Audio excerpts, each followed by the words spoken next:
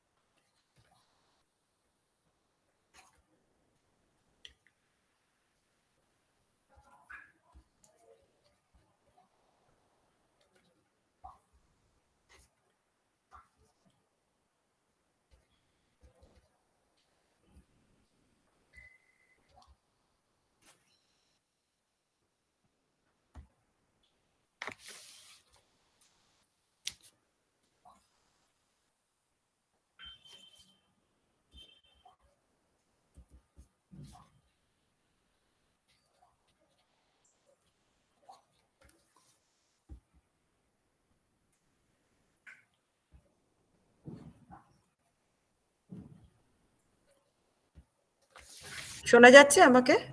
হ্যাঁ হ্যাঁ হ্যাঁ, ঠিক আছে, ঠিক আছে। হ্যাঁ, ঠিক আছে, ওকে। ম্যাডাম শুরু করে দেবো তাহলে? আপনারা যেমনি মনে করেন, যদি হ্যাঁ। সবাই রেডি থাকেন আমার কোনো আপত্তি নেই। 60 জন মতো তো হয়ে গেছে, 7:30 বাজে। হ্যাঁ, না 5 মিনিট দেখি যায় একটু যদি হয়। ঠিক হ্যাঁ, আছে, ঠিক আছে, আমার কোনো অসুবিধা নেই। আচ্ছা আচ্ছা, ঠিক আছে। এমনি সবাই ভালো আছেন তো? আমি আর সেদিন যেতে পারি। হ্যাঁ হ্যাঁ, ভালো আছি। ঠিক আছে। আর জিতেন্দ্র, হ্যাঁ সেদিন ভালো হলো তো মানে আলোচনা? হ্যাঁ, ওটা আমি পরে আপনার সঙ্গে ফোনে কথা বলে নেব। হ্যাঁ, ঠিক আছে, একদম কোনো অসুবিধা নেই। আমি উইন্ডোতে জিতেন্দ্রকে দেখতে পাচ্ছি। জিতেন্দ্র ভালো আছেন? ম্যাডাম আছি, গুড ইভিনিং। গুড ইভিনিং, কেমন আছেন? ভালো? হ্যাঁ আছি ম্যাডাম। খুব ভালো লাগলো দেখে। ওয়েট করছি আপনার লেকচার শুনবো বলে। অনেক স্টুডেন্টস জয়েন করেছেন, স্কলাররা আছে সবাই। Thank you very much. Last 10টা ব্যাচকে দিয়েছি, মাস্টার ডিগ্রি ব্যাচের স্টুডেন্টরা আছে। আচ্ছা, অনেকেই জয়েন করবে। হ্যাঁ, ইভিনিং আজকে কুচবিহার 95 বর্মা ইউনিভার্সিটিতে একটা গ্রুপ করেছেন ওরা, তো সেখানে লিংক দিয়েছি, ওরা অনেকজন জয়েন করে গেছেন অলরেডি, দেখলাম। ওকে, থ্যাংক ইউ। ঠিক আছে ম্যাডাম।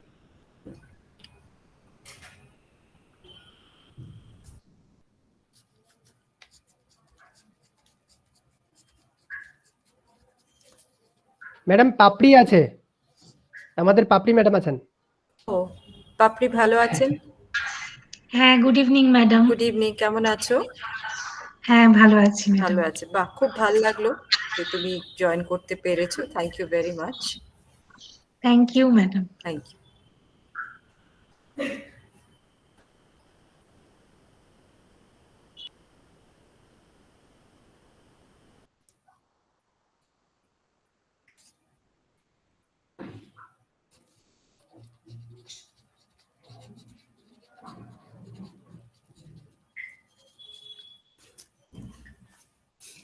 সময় নষ্ট না করে আশা করি শুরু করে দিই। হ্যাঁ ম্যাডাম, কোনো আপত্তি নেই, আমার কোনো আপত্তি নেই। হ্যাঁ, কারণ 85 মতো তো হয়ে গেছে, আরো হবে। ঠিক আছে, ওকে, ফাইন। আচ্ছা, নমস্কার। আমরা ওয়েস্ট বেঙ্গল পলিটিক্যাল সায়েন্স অ্যাসোসিয়েশনের পক্ষ থেকে আমাদের এটি 6ষ্ঠ ওয়েবিনার। আজকের ওয়েবিনারে এখনো পর্যন্ত যে সকল শ্রোতৃবৃন্দ উপস্থিত হয়েছেন তাদের সকলকে আমাদের সংগঠনের পক্ষ থেকে আন্তরিক ধন্যবাদ এবং কৃতজ্ঞতা প্রকাশ করছি। আন্তরিক ধন্যবাদ এবং কৃতজ্ঞতা প্রকাশ করছি আজকের ওয়েবিনারের আলোচক অধ্যাপিকা ঈশানী নস্কর। আজকে উনি বলবেন, ওনার আলোচ্য বিষয় changing dimensions of Indian foreign policy and academic inquisition. আমি কথা বাড়াবো না, অধ্যাপিকা ঈশানী নস্করকে তার আলোচনা শুরু করার জন্য আমি অনুরোধ করছি।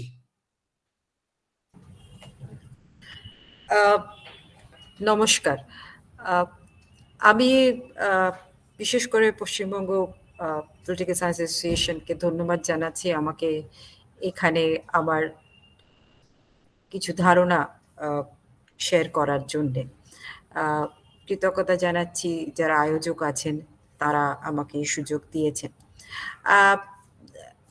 আমি সঞ্চালকের অনুমতি নিয়ে নিতে চাইছি যে আমি দেখলুম যে যারা জয়েন করেছেন তাদের মধ্যে কয়েকজন রাজ্যের বাইরে আছেন।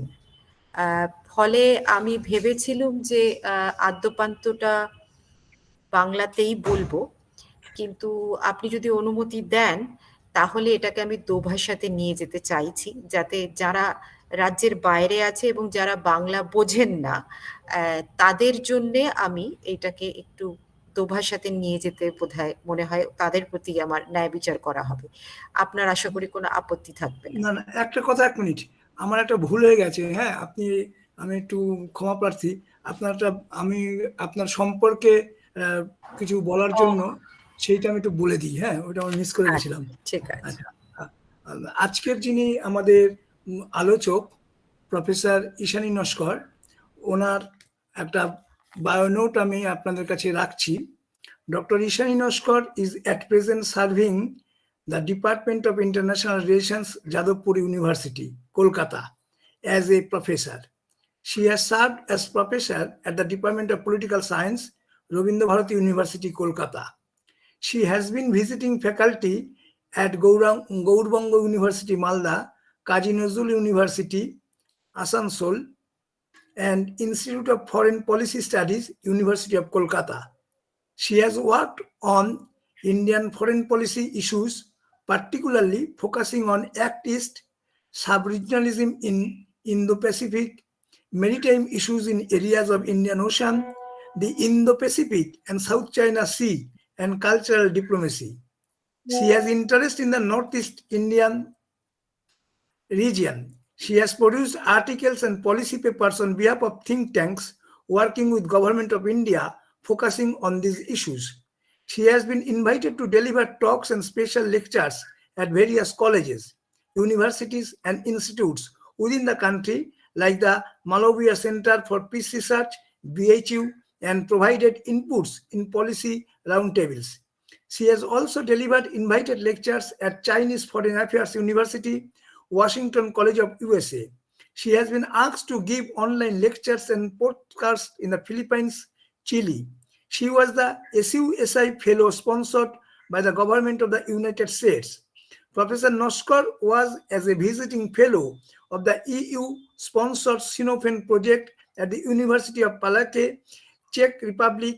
Professor Naskar has been also actively involved in track 2 activities like the K2K Forum and the BIMSTEC think tank networks. Some of her latest writings include The Impact of Settlement on Bhutanese Refugees and Cultural Diplomacy, Strengthening the Act East Policy, Cultural Diplomacy, Strengthening the Act East Policy and Enhancing ASEAN-India Partnership in EVAB, Teaching International Relations through EVAB in ASEAN.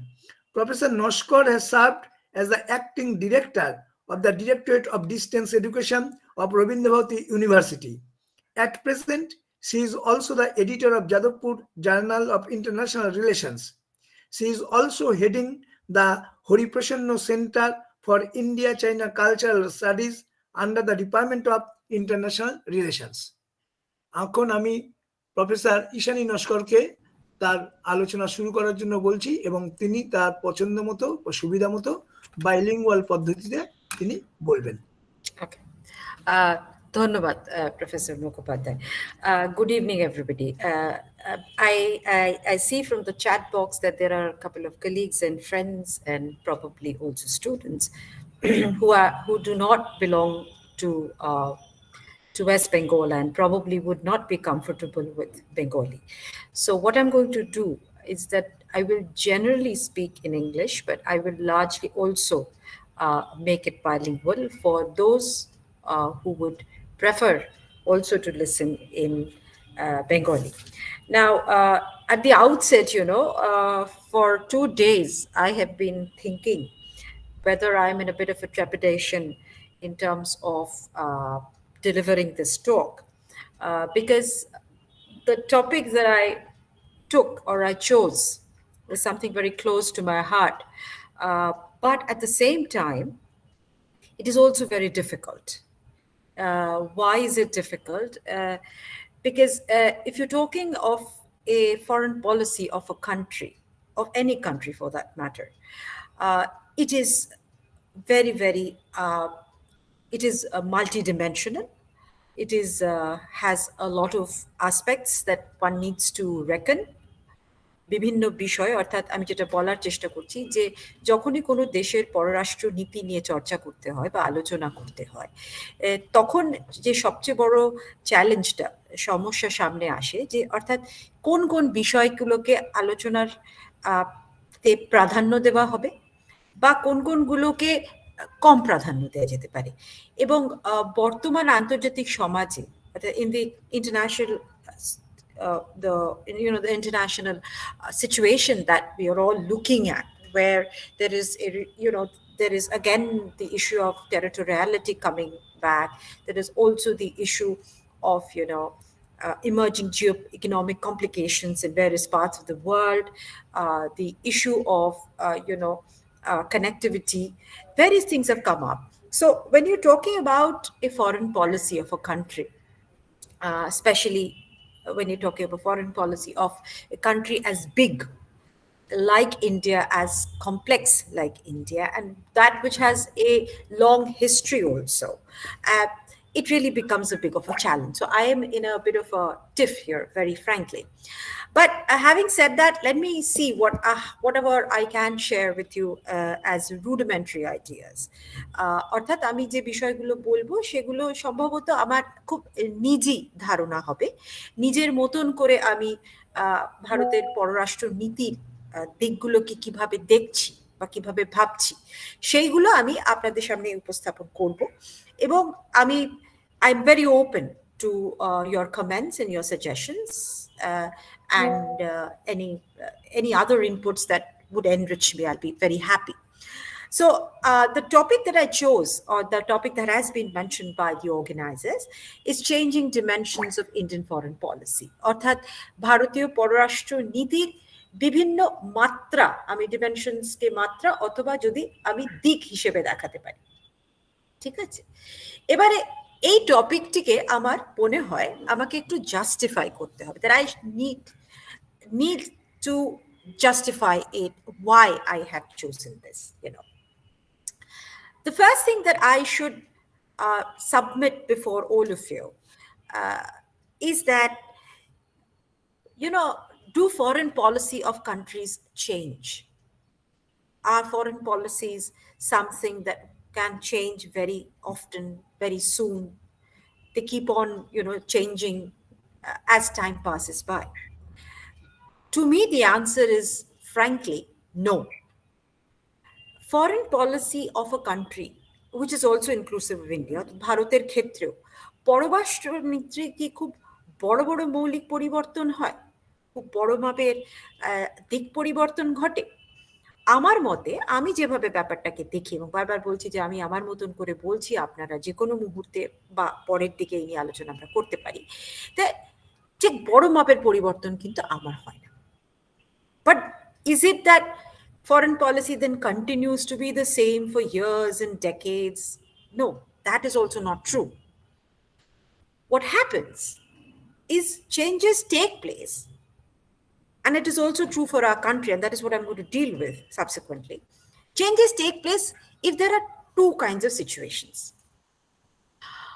One, when there are a major systemic change, অর্থাৎ পুরো ব্যবস্থায়িক পরিবর্তন হয়, which has internal dynamics. অর্থাৎ দেশের মধ্যে বড় মাপের ব্যবস্থায়িক পরিবর্তন হলো internally. Or there are also systemic changes externally. You would obviously expect kind of examples. Say, for instance, the emergence of PRC, People's Republic of China, as a communist country. Obviously, it is obviously understood that the foreign policy, the nature of foreign policy posturing of the communist regime since the 40s is going to be very different from what it was before.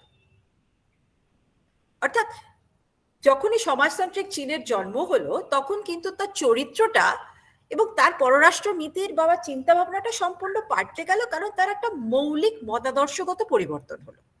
So this is a huge internal change. If you look at externally, if you imagine, the most telling impact of change in international ordering has been with the breakdown of the Soviet Union. We all know that. That is past in the decades, but that is another historical epoch. অর্থাৎ যখন Soviet union ভেঙে গেল এবং পৃথিবীর মেরুকরণের গল্পটা অন্য ধরনের হয়ে গেল, তখন একটা কিন্তু আন্তর্জাতিক পট পরিবর্তন হলো বড় মাপে, and it led to number of countries then trying to change their foreign policy orientation. So these are major systemic, examples that I'm sharing with you. Now, what happened in the case of India? As I still would hold to the fact that the foreign policy of India largely has not changed. But what has changed? The dimensions of it have changed. And how do I say the dimensions? অর্থাৎ মাত্রা কিগুলো পরিবর্তন হলো? আমাদের এখানে কি কোনো systemic impact হয়েছিল যেখানে পরিবর্তন আসছে? আপনারা বলতে পারেন যে হ্যাঁ এসেছে, সি কলোনাইজেশন, ব্রিটিশরা যখন আমাদের দেশকে কলোনিতে পরিবর্তন করলো, আমি স্ট্রংলি বলি যে এর আগে যারা বিদেশি শক্তি এখানে এসেছে তারা কিন্তু কলোনিতে পরিণত করার উদ্দেশ্যে কিন্তু এখানে আসে। তারা হয়তো এখানে এসে রাজত্ব করেছে। They have the pre-British, the history of India is not exactly what happened when the British arrived here, when it became completely a part of the colony. It became a part of, the English capitalist system, a part of imperial system. So this is one major change that took place in the colonization. It was a systemic change because India became a completely different character in itself as a system, as a society, as an economy, very important component. So that also changed. Similarly, what is this next change that happened systemically? That is when India gained independence. In fact, if you technically could challenge me, you would say, ma'am, why are you talking about India when the name of India comes as an independent country, as an independent nation after the British left in the 1940s. Okay, so these are major systemic changes that have taken place in India as I would see it. And what is the external impact that has happened? Of course, one of the external impact has been the 1990s, which has impacted all the countries and had majorly impacted India. So here are, I would say, chasms have taken place in foreign policy of orientation of India. And this is how the changes have taken place. I would say the dimensions have taken, and I will substantiate subsequently. Having said this, so what I'm trying to say here is that I am only talking about the changing dimensions of Indian foreign policy. My understanding of foreign policy is that there has been no, huge revolutionary radical change of foreign policy as could be noted in the communist countries. That could be noted in PRC, that could be noted in the Soviet Union. No, we haven't had that. We have absorbed basically from the colonial past, and we have tried to churn our own independent foreign policy with our experiences. And I think largely we are all students of foreign policy, of political science. So we know how it has happened. At least historically, we are aware what has happened. I would be glad if anybody needs any clarification later. So now, having said this, what I'm going to do, and this is for my and your, I would say, ease, that I am going to talk in terms of 3 parts. I have justified as to why I think one should talk about the dimensions only and not assume that or not contend that foreign policy of India has completely changed. Dimensions have changed. The basic thumb rules have continued to stay. Now, I would put it in 3 parts. Now the rest of my talk will be crisply in 3 parts. 3টে ভাগে আমি বাকিটা আলোচনা করতে চলেছি। প্রথম দিকে আমি বলবার চেষ্টা করব, বা এই মানে আমার ধারণাগুলি থাকবে যে কি কি নির্ধারক বা কি কি আমি বলবো কম্পোনেন্টস অফ ফ্যাক্টরস যারা এই পররাষ্ট্র নীতিকে নির্ধারণ করে। Now, please, we all know, and we have, as again I say, as students of of political science and have studied a bit about foreign policy, we generally talk about what factors, internal factors, external factors. I am not talking along those lines. Okay, we are all mature, so we are not going to that kind of a talk. What are we trying to do? আমরা কি করার চেষ্টা করছি? আমরা যেগুলো সাবেকি বইয়ে পড়ে আসি, যে পররাষ্ট্রনীতি নিরূপণের জন্য কি কি আভ্যন্তরীণ নির্ধারক আছে, বাহ্যিক নির্ধারক কি আছে, এগুলোর মধ্যে আমি ঢুকবো না। কিন্তু as I would say, in for all practical purpose এবং ফরেন পলিসির ক্ষেত্রে যে বড় বড় বিষয়গুলি একটা পররাষ্ট্র নীতি এবং ভারতের পররাষ্ট্র নীতিকে নির্ধারণ করতে সবসময় প্রাধান্য পেয়ে থাকে, I would take them as variables. Let me take them as variables. Ki? The goals of your country. And alongside goals, there are a couple of things which are, I would say, given থাকে। অর্থাৎ সেগুলোকে ভারত পেয়েছে, এরকম না যে ভারত তৈরি করেছে। They are given variables. One is India's geography. Geographyর সঙ্গে আমার মনে হয় history is important. So the history, and in modern times, what I think is important is also the resources, the economics of it. So these are the three things that I'm going to focus on.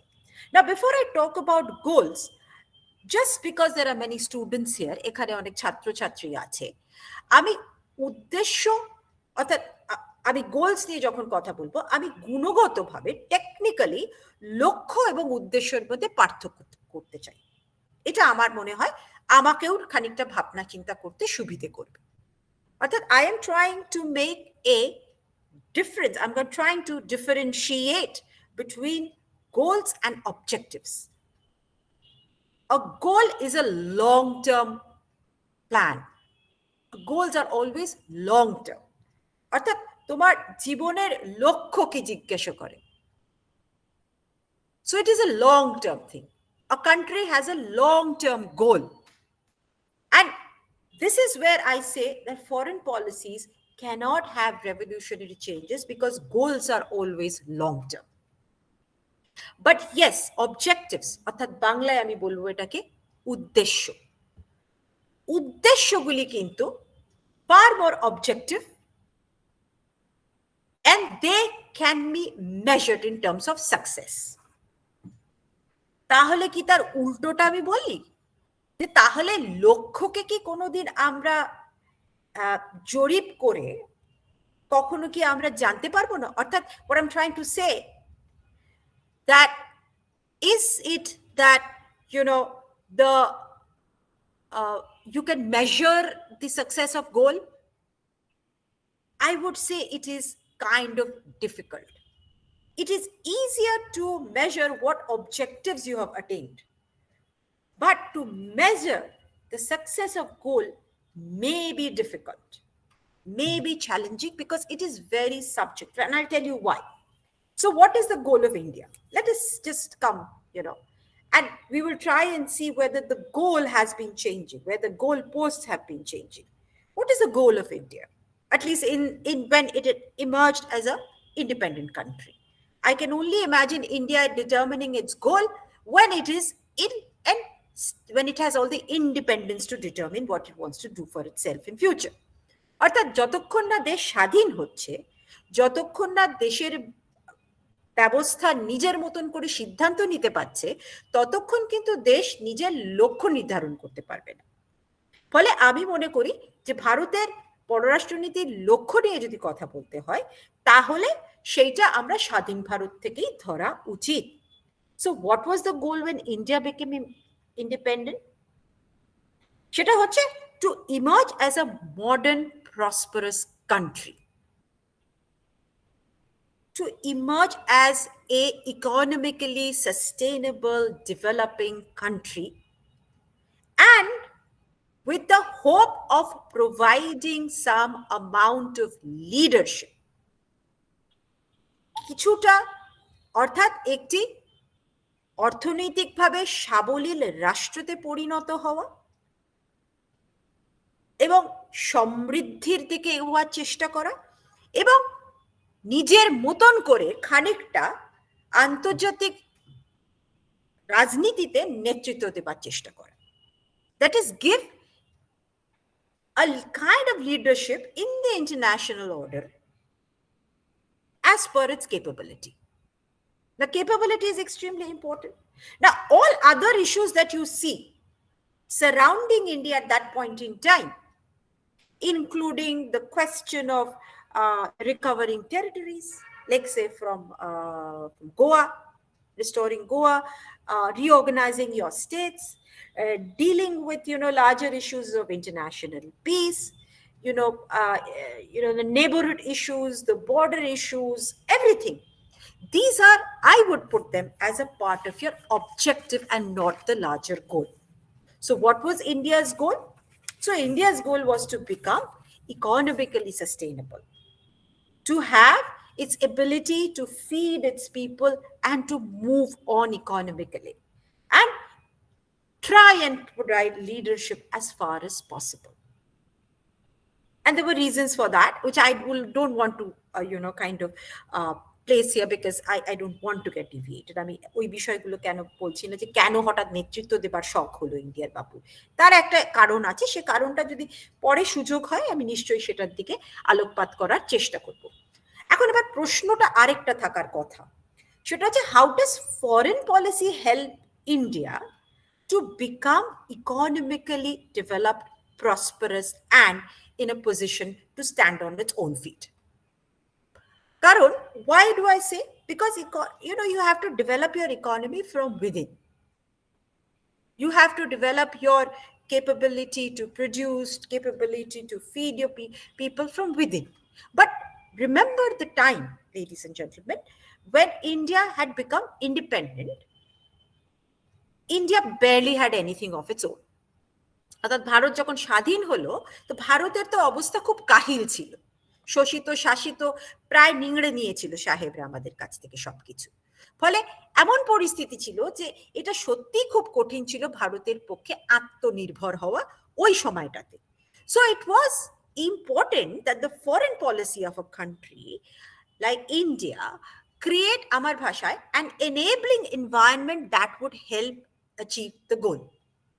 অর্থাৎ বাহ্যিক পরিস্থিতিটা, বাহ্যিক জগৎটাকে ভারতের সুবিধা মতন করে তৈরি করা, পররাষ্ট্রনীতিকে এমন ভাবে উপস্থাপন করা আন্তর্জাতিক সমাজে যাতে বাইরের জগতের যে সাপোর্টটা পাওয়ার দরকার আছে, বাইরের জগৎ থেকে যে সুবিধে সুযোগগুলো পাওয়ার দরকার আছে, সেই পাওয়ার দরকারগুলির জন্য পররাষ্ট্রনীতিকে সেইভাবে তৈরি করতে হবে। So your foreign policy is directed to the goal of that time at that point in time. এটা মাথায় রাখছি আমরা। So what was your goal?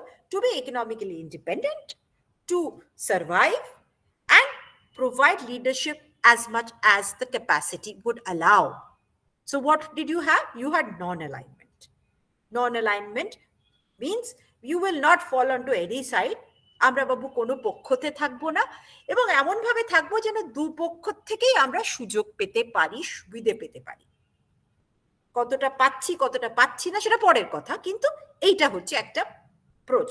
So some people think it may be idealistic, but I think there is also a practical side to it, given the fact at that point in time India could do nothing more. Right. Now, other two factors that I've talked about, I think I should also touch. That is the question of geography. It is a given. You cannot change your geography. You cannot change your location. So geography is something which actually is a very serious component in foreign policy. And as you know, in modern times, we are doing a whole lot of geopolitics, geoeconomics, geocivilization, etc. So your the geography of the geo is very important. Okay. Now, but India's geography is very unique. And why do I say it unique? Because it provides India both insularity and also a chance to connect with the world. অর্থাৎ ভারতের যে ভৌগোলিক বিন্যাস আছে তার একটা অভিনবত্ব আছে, যেটা কিন্তু সব জায়গাতে নেই বাবু, সব জায়গাতে সেটা নেই। আছে, একদম নেই বললে ভুল হবে, চীনের খানিকটা আছে, খানিকটা। কিন্তু ভারতেরটা খুবই অভিনব, কারণ ভারতের 3 দিকে সমুদ্র, water on 3 sides and land on 1 side. Okay, so it provides, যেটা আমি বললাম, ভারতকে খানিকটা নিরাপত্তা প্রদান করে, প্রাকৃতিক নিরাপত্তা। আমরা বর্বারই সে কথা শুনেছি, জেনেছি। আবার একদিকে কিন্তু যোগাযোগ হওয়ার স্থাপনও করে। Now when we study the geography, or we have been studying the geography of the country, we have been studying, এবং I also now put in a point, another point, that is a geography also determines the history of the country. How is it possible? এটা কিভাবে হয়েছে? And for that, ladies and gentlemen, I have to go little back to the pre-colonial times, because India has been time and again various foreign powers have come into India. So there is a popular narrative that India has been largely, run down, mauled down by foreigners. And as if India has not been able to connect with the world, everybody has poured in. But please, let us go back to our, I would say, our ancientness. Let us go back to our heritage. You will note, and we're all bound to note, that India has had global connect through trade with a number of countries of East Asia as also of the West. So what I'm trying to contend here is that there are two ways of looking at geography. A geography that has called in foreigners into the country and has also brought in a history of 200 years of British rule and colonization. But there is also a more larger picture, larger story of foreign policy, from which I think present dispensation is also drawing a lot of points. And that is what? That the more India connected with other countries, with other civilizations, and that has happened largely, ladies and gentlemen, through the maritime routes, because India has traded. Not only traded, there are now, there are the history. I don't want to go, this is not a historical discourse. So, how, for example, the Cholas, we all heard about the Cholas. The Cholas being, one of the largest, dynasties who have ruled for years. And one of the reasons probably, I think, is because of their ability to reach out to the other countries, other nations, other civilizations, and extend their influences far and beyond. But here I put the caveat that we are not a colonizing race. India has not been a colonizing race. So what I'm trying to say here, your foreign policy is determined, has a goal, you have a geography to deal with, and your history is also a part of it. The next factor that I want to put in here, just to finish this part of my talk, is resources. And these factors, ladies and gentlemen, এই যে কথাগুলি বললাম, ভূগোল নিয়ে বললাম, ইতিহাস, যোগাযোগের কথা আমি বললাম, এগুলোও কিন্তু বর্তমানেও বাহিত হচ্ছে। তার প্রভাব, তার রেশ, তার সূত্রগুলো কিন্তু বর্তমানেও আমরা যেভাবে পররাষ্ট্রনীতি ভারতের পরিবর্তনগুলি দেখছি, বিভিন্ন মাত্রার পরিবর্তন দেখছি, বারবার বলছি, তার মধ্যেও কিন্তু এগুলো প্রতিধ্বনিত বা প্রতিফলিত হয়েছে। Okay, so I bring them because I find that these factors continue to have impact on the present kind of foreign policy that India has, or I would say the more modern time of foreign policy that India has been practicing or has been continuing with. So I'll come to the fact of the resources before I wind up this part. So what are the resources? Now, very interestingly, I would say resources has been one of the reasons why lot of foreign powers had come in, because India was known to be a very rich, fertile, happy-go-lucky country. But after colonization, post-colonization, অর্থাৎ colonizationের পরে আমরা সবাই জানি ভারতের অর্থনৈতিক দুর্দশা এতটাই ছিল, তার রিসোর্সেস কিন্তু সেখান থেকে তার রিসোর্সেসের দৈন্যতা শুরু হয়েছে। এবং যেহেতু আধুনিকীকরণ ঘটেছে, আধুনিক উৎপাদন প্রক্রিয়া শুরু হয়েছে, you have modern way, as the country moved to become, as I said, economically more viable, economy because sustainable, it called for need of production, it needed, more and new ways of growing up. So the search and the need for resources became more and more important. Excuse me for a moment. অর্থাৎ সম্পদের খোঁজ কিন্তু বেড়েছে, এবং এটা যেখানে লক্ষণীয়, ভারতের জনসংখ্যা অনুপাতে, ভারতের চাহিদা অনুপাতে, ভারতের প্রয়োজন অনুপাতে, অর্থাৎ in terms of its requirement, in terms of the kind of resource that is required for India to move economically up the ladder, continue to progress, continue to become economically more and more developed or developing, that amount of resources, gentlemen, India does not have. And that continues till date. Okay? That continues till date. So therefore, we are a population-rich country, but we are not a resource-rich country. So our foreign policy, one of the objectives of foreign policy has always been to continue to have a steady supply of various kinds of resources, of which petroleum becomes extremely important. Ferrous materials becomes extremely important. We continue to import. It is not that we do not export. We do export. And that I will also talk about subsequently in my way. But we have been importing. I was checking up the data a couple of days ago. Our imports have increased since the last year to the tune of, I think, $50 billion. So we are continuing to import, we are exporting, but we will continue to import. So this is again a factor that will determine our foreign policy. Okay, so these are the factors. এই নির্ধারকগুলি আপনারা please মাথায় রাখুন, যে পররাষ্ট্র নীতি নির্ধারণের ক্ষেত্রে ভারতের যে চিন্তা ভাবনা, ভারতের পররাষ্ট্র নীতি যতই দিক পরিবর্তন হোক না বা মাত্রাগুলি পরিবর্তন হোক না কেন, এগুলো কিন্তু সবসময় ভারত চিন্তা ভাবনার জায়গাগুলোকে ধরে রাখবে। Now, having said this, now I will come to my second part of the talk. আমি একটুখানি কি আয়োজকের কাছ থেকে জানতে পারি, সঞ্চালকের কাছ থেকে, আমি আর কতটা সময় পেতে পারি? কোনো অসুবিধা? প্রফেসর মুখোপাধ্যায় কি আছেন? আচ্ছা, ওকে, ডাজন্ট ম্যাটার। বলুন আপনি, বলুন আপনি। ওকে, থ্যাংক ইউ। হ্যালো, হ্যাঁ, থ্যাংক ইউ। আপনার শুনুন তো, বলুন না। ওকে, ওকে, ঠিক আছে, থ্যাংক ইউ। সো হ্যাঁ, যেটা আমি বলছিলাম, so now having said this, I come to my second part of the talk.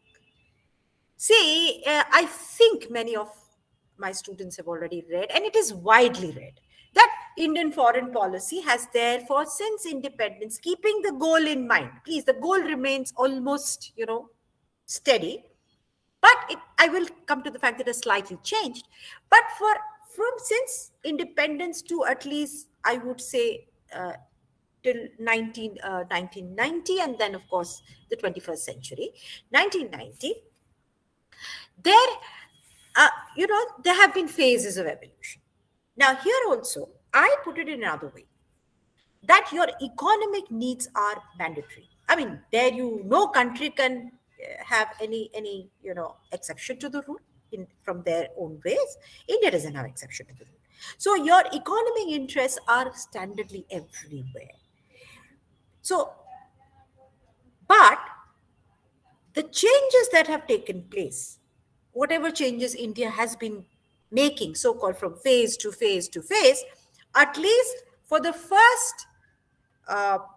till 1900, I would say, that dynamics has been determined mostly by India's, attempt to have some amount of relationship with its large neighborhood,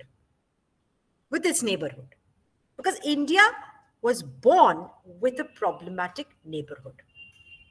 And here again, I can go back and take an example from geography. One of the things that we got after independence is a problematic geographical delineation.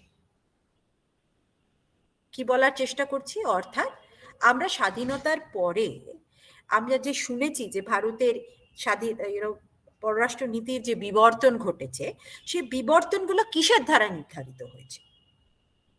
অর্থনীতি সবসময় আমাদের চালক হিসেবে বা চালিকা শক্তি হিসেবে চলবে, কিন্তু এই যে আমরা পট পরিবর্তন করছি। আমরা শুনেছি যে we have moved from, আমরা একটা আদর্শবাদী জায়গা থেকে বাস্তববাদী জায়গা থেকে বাস্তব মণ্ডিতার দিকে গেছি, এইগুলো কথাগুলো শোনা যায়। কিন্তু এটা আমার ভাবিয়ে দেবার মনে হয় প্রয়োজন আছে যে এগুলো কেন হয়েছে। এগুলো হয়েছে মূলত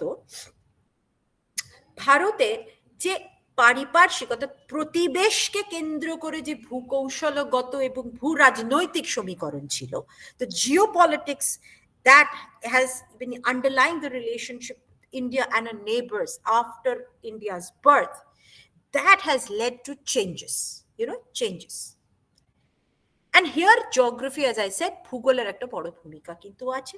আমি কি বললাম, that we have had a very problematic, mapping of the subcontinent, including the partition, the lines, the borders. So what happened is after independence, India's geography became, at least the land geography became in the north and in the northwest, very problematic, because you suddenly realize you had a twin who was extremely complicated, everything challenging, that is Pakistan. And then suddenly you realize that China is absolutely sitting on Tibet, and so therefore China is breathing up from your shoulders. Okay, so you suddenly, the whole concept of buffering, which the British has been having since, the concept of frontiers and buffer zones, was completely gone. And India was not in a position to negotiate with that part of the discourse. অর্থাৎ স্বাধীন ভারতের কাছে কিন্তু British আমলের যে এই frontier তৈরি করা এবং বাফার জোন তৈরি করে একটা নিরাপদ বেষ্টনী তৈরি করার চেষ্টা করা হয়েছিল, সেটা কিন্তু রাতারাতি উবে গেল। এক তো পাকিস্তান যমজ হিসেবে এলো এবং খুব দুষ্ট যমজ হিসেবে হাজির হলো, এবং উপরন্তু তার মাথার উপরে এসে দেখা গেল যে তিব্বতে চীন এসে ঘাড়ের উপর নিঃশ্বাস ফেলছে। So you could not negotiate with your geography continentally. You could not negotiate. It was a very difficult situation. And unfortunately, India's, outlook towards the maritime domain, India was not at that point in time very, very capable. And you must understand the British Navy had left. So very less of whatever power, naval power, was very, very rudimentary. নৌ অঞ্চলটার প্রতি ভারতের তখন চিন্তা ভাবনাটা সেভাবে তৈরি হয়নি। So what I am trying to say, your geopolitical changes, this phasing out, যে এভলিউশন গুলো আমরা দেখেছি, যদি সেগুলোকে আমরা ভাবি যে ডিমেনশনস চেঞ্জ হয়েছে, অ্যাকচুয়ালি কিন্তু it is the outcome of the complex geopolitical outlay post independence period.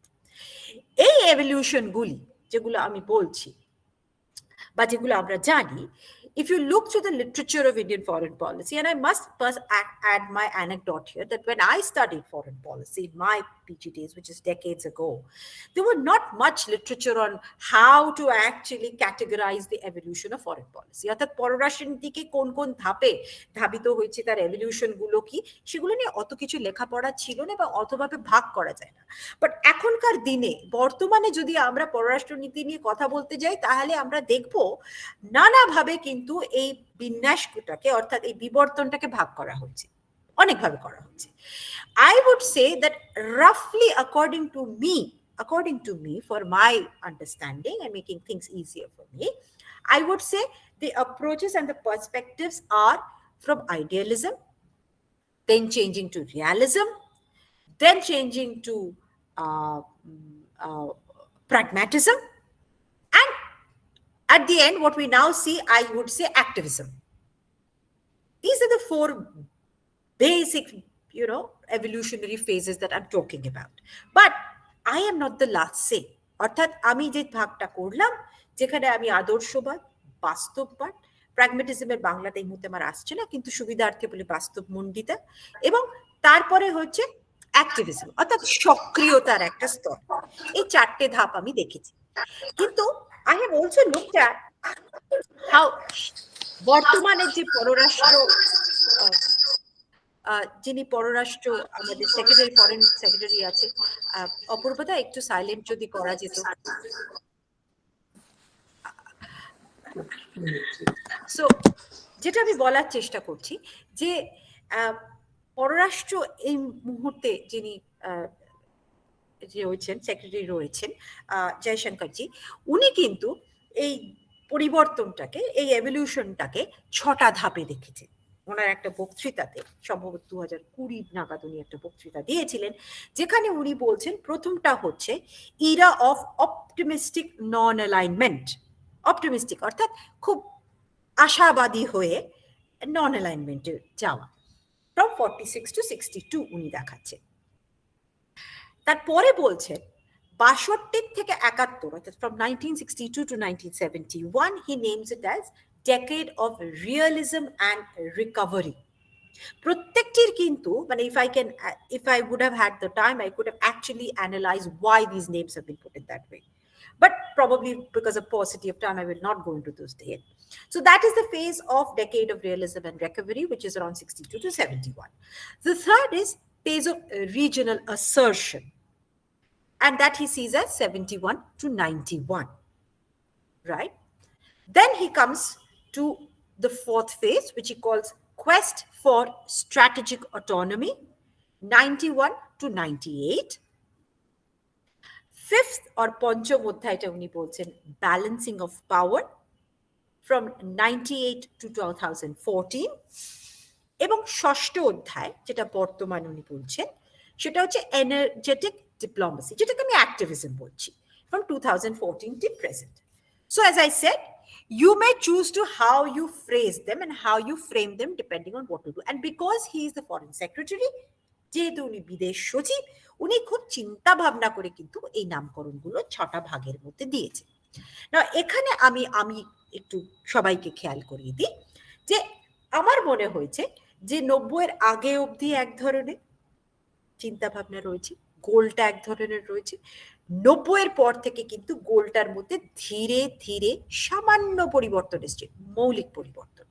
That is again a dimensional change, because 1990, as I said, is an epochal change, both in terms of internal dynamics of India, we know what had happened, and also in terms of externality. Externally, you know, the big change that happened. Now, here I can just mention in 1 or 2 lines what are the changes. I mean, just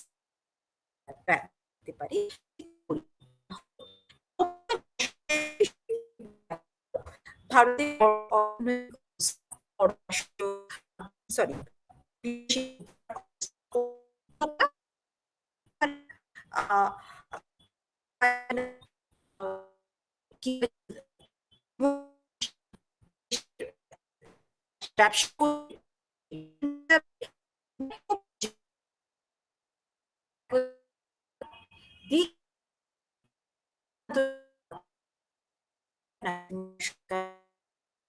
তখন all know what happened, and so there was liberalization. This was a big epochal change, and that liberalization required again a number of other things to happen. So you can notice that the goal of economic development and economic sustenance continues, but also alongside the external events that took place, where you lost a very good friend in Soviet Union, and the communist system was in disarray, and there was a situation where there was kind of unipolarity setting in. তখন মনে হচ্ছিল যে এক মেরুকরণ হয়ে যাচ্ছে, একপাক্ষিক বা দ্বিমেরুকরণ না হয়ে একটা মেরুর দিকে ক্ষমতা ধাবিত হচ্ছে, that is United states and company. এবং তখনকার আমরা এটাও জানি যে তখন গালফের যুদ্ধ হলো, গালফের যুদ্ধতে আমরা যেখান থেকে যতটুকু আয় করার সুযোগগুলি ছিল সব বন্ধ হয়ে গেল। So therefore we were really in a bad situation. Then we were forced to start thinking as to how our foreign policy, keeping the goal intact, how we could move, how we could handle ourselves. In fact, খুব খারাপ ভাবে বললেও আমার মনে হয় যে হঠাৎ ভারতের যেন মনে হলো যে ভারত বোধহয় বন্ধুহীন হয়ে গেছে, খানিকটা কি বলবো সঙ্গীহীন হয়ে গেছে, প্রায় অর্থনৈতিকভাবে অনাথ হয়ে গেছে, কারণ আর বাজার নেই, চারদিক থেকে সব বুঝে আসছে। So in this situation, the liberalization is known to be one of changes in dimensions. Alongside, we see, a transitions taking place. পরিবর্তন হচ্ছে, চিন্তাভাবনা স্থানান্তর হচ্ছে। সেই স্থানান্তরগুলো কি হচ্ছে?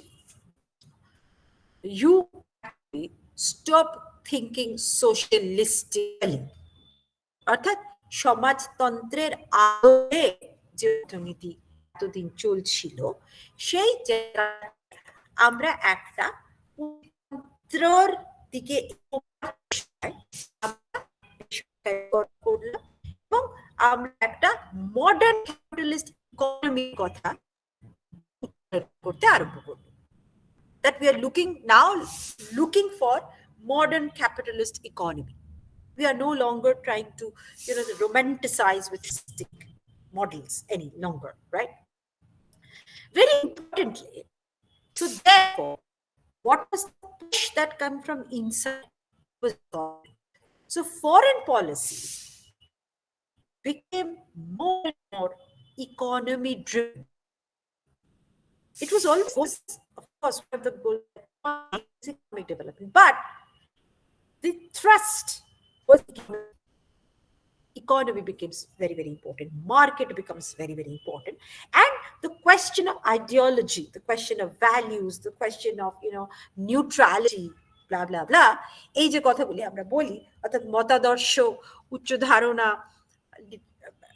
নিরপেক্ষতা, এই কথাগুলি নিয়ে কিন্তু তখন আর কোনো ভাবার জায়গা ছিল না, কারণ পরিস্থিতি বাধ্য করেছিল যে অর্থনীতিকে আগে খেয়ে পড়ে বাঁচি, বাকি কথা হবে পরে। And so from foreign aid, we were now moved towards foreign direct investment. অর্থাৎ আমরা পুঁজি লগ্নির কথা ভাবছি। এর আগে রাজ্যের কথা ভেবেছি, অনুদানের কথা ভেবেছি, কিন্তু এখন আমাদেরকে ফরেন ডিরেক্ট ইনভেস্টমেন্টের কথা বলতে হবে। আরেকটা জিনিস কিন্তু যেটা ঘটে গেছিল ঘটনার চক্রে, changing.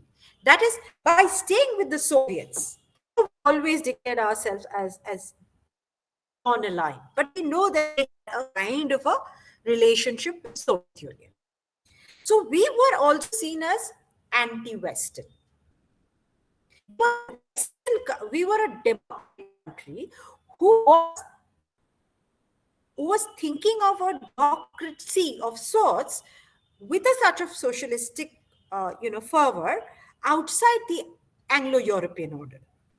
Anglo-European order or American European order, a democracy বাইরে, we were a very big democracy who was not doing exactly the Western American, discourse on democracy, and we were in fact known, or we were identified to be very anti-Western. So what we needed to do a change in the dimension was to throw away that guard, stop thinking, stop talking, stop, using rhetorics which would reeking of anti-Westernism. We would not be wanted to be identified as, kind of a strange country who keeps on speaking about non-alignment, and then also, had some kind of relation with Soviet Union. We need to come out of that. And so therefore anti-Westernism had to stop. And I would say this is pragmatism. This is in a way pragmatic move. So what we started calling, or many scholars say, from the idea of power, we started now, talking of, the importance of power. Okay, at a point of time we were arguing, there was the power of arguments. Now we were arguing for the power. The argument of power was coming together. So these are the terms that, comes into the mind when one talks about the pragmatic changes. অর্থাৎ বাস্তবমণ্ডিতার অধ্যায়টা যখন আসছে, তখন ক্ষমতার সম্বন্ধে যে একটা অনীহা ছিল, ক্ষমতা ব্যবহার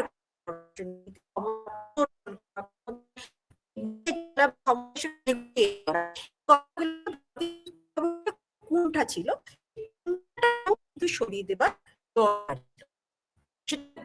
ছিল। And it very in the idea of balancing শব্দটা কিন্তু খুব বেশি রকম ভাবে আমরা বাস্তববাদী সরিয়ে আনি, that we needed big power in engagements. Now we know the Soviet is not then, God knows what was happening then. আমি তখনকার কথা ভাবতে বলছি. What was happening? So there was no Soviet Union, so you had to deal with Western, you had to deal with so therefore understanding how to also you cannot wish away China. Okay, so regional initiatives was also very important. Looking at other also as was necessitated, right?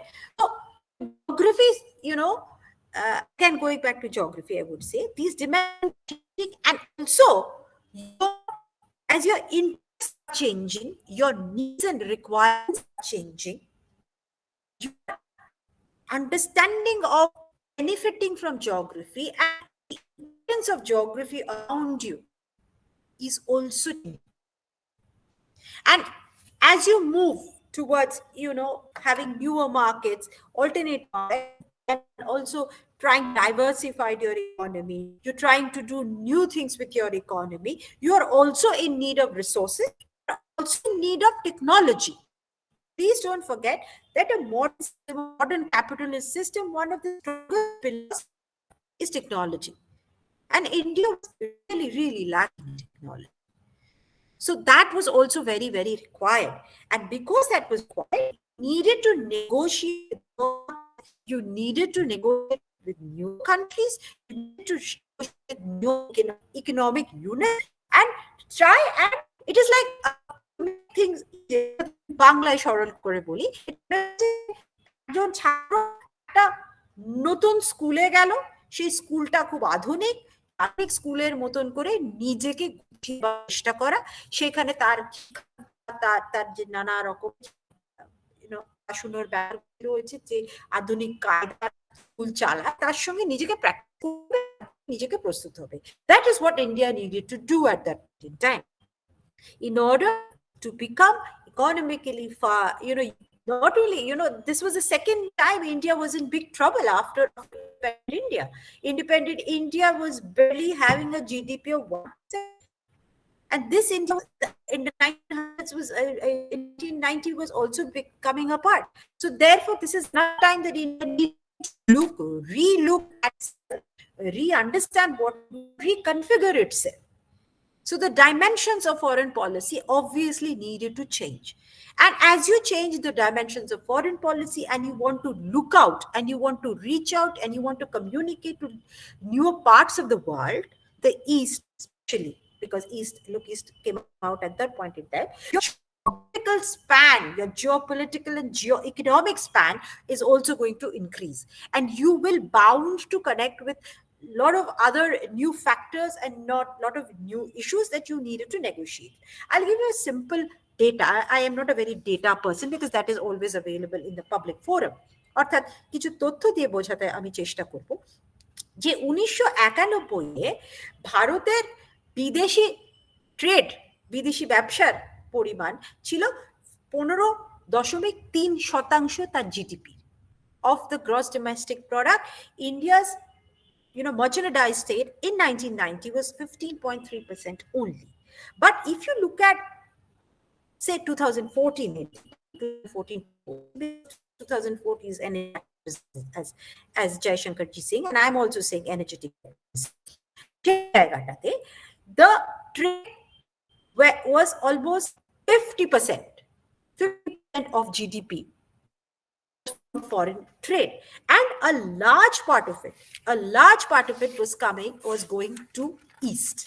Now what happens, right, as you go to the East, as you go to newer territories, as you broaden your geographical interest, you were dealing with a smaller neighborhood, you were busy with a smaller neighborhood, your concept of neighborhood starts expanding. So you have expanded neighborhood, extended neighborhood, extended periphery.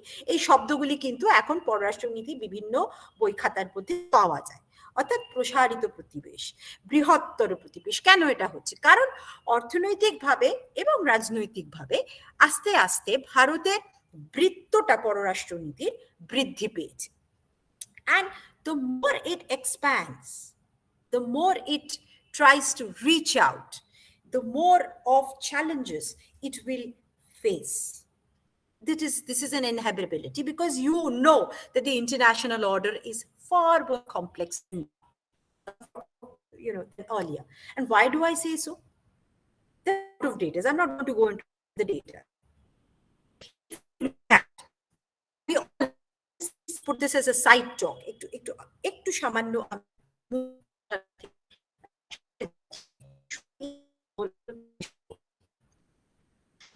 যে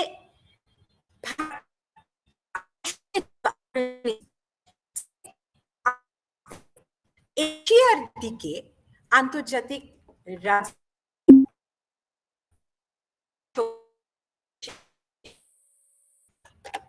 we are talking or heard about century. Why?